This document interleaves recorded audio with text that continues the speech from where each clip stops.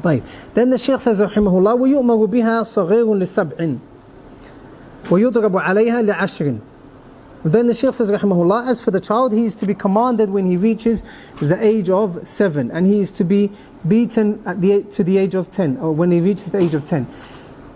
This mas'ala is based on the hadith of the Prophet ﷺ said, "Muru abna'akum bis-salati lis-sab'i sinin." Command your children to pray at the age of 7, وَضْرِبُوهُمْ, and beat them and strike them at the age of 10.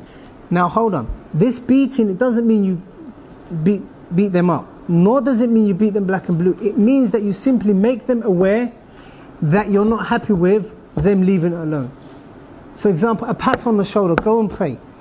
That comes under this. Like, and it doesn't mean that you get a wire and you start telling them to pray. طيب وَضْرِبُوهُمْ عَلَيْهَا لَعَشْرٍ. Lakin who is this wajib upon? وَيُؤْمَرُ وَلِيُّ الْأَمْرِ. The father, the mother, the uncle, whoever is looking after that child, is upon him or upon her to command the young person to start praying. And that is the guidance of the Salaf, the companions, Ridwanullahi alayhim. To the extent that even with fasting, Yawm al-Ashura and so on, they would command them to fast, tell them to fast, and whenever they would get hungry, they would give them toys to turn so that they can forget about the hunger. And it's extremely important that the young person gets used to ibadah from a young age. And you find, sadly, some Muslims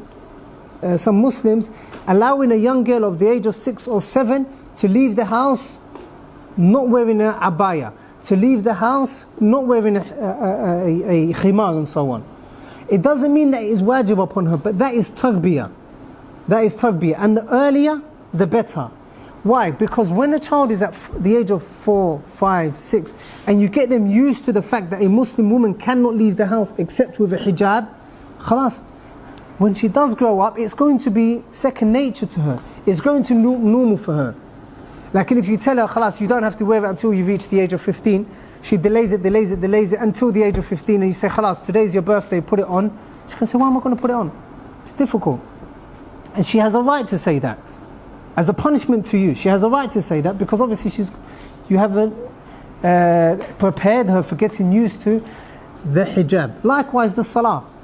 You start with them at the age of 7, 8, 9. 3 years of training. 10, 4 years of training, telling them to pray, teaching them how to make wudu, taking them to the masjid and so on. Once you've given them this tarbiyah, khalas, at the age of 11 and so on, they're able to pray on their own, they know how to make wudu and so on. And even if they come to the masjid late and they've missed 2 rak'at, they know how to act accordingly, they know how many rak'at they need to make up and so on and so forth.